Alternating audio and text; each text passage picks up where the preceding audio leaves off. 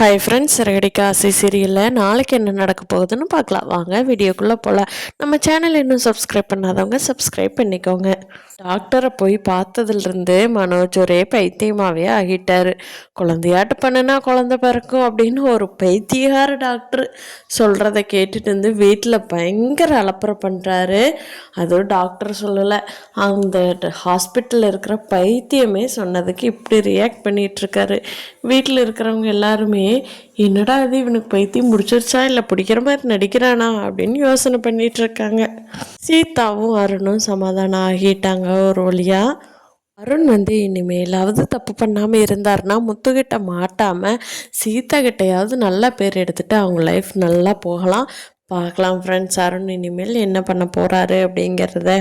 நம்ம ரோகிணி வித்யாவோட கல்யாணத்தில் எப்படியாவது முத்து மீனாகிட்ட கண்டிப்பாக மாட்டணும். அப்படி மாட்டினாங்கன்னா தான் அவங்க பண்ணுற தப்பு எல்லாமே வெளியே வரும்.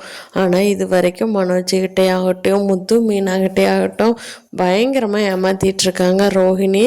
வித்யாவோட கல்யாணத்தை வச்சு மீனை எப்படியாவது உண்மையை கண்டுபிடிச்சாங்கன்னா ரொம்ப நல்லாயிருக்கும். அப்படி மீனை உண்மையை கண்டுபிடிக்கணும்னு நினைக்கிறவங்க நம்ம வீடியோவை லைக் பண்ணிக்கோங்க. நீங்கள் என்ன நினைக்கிறீங்கன்னு கீழே கமெண்ட் பண்ணுங்கள். தேங்க்யூ.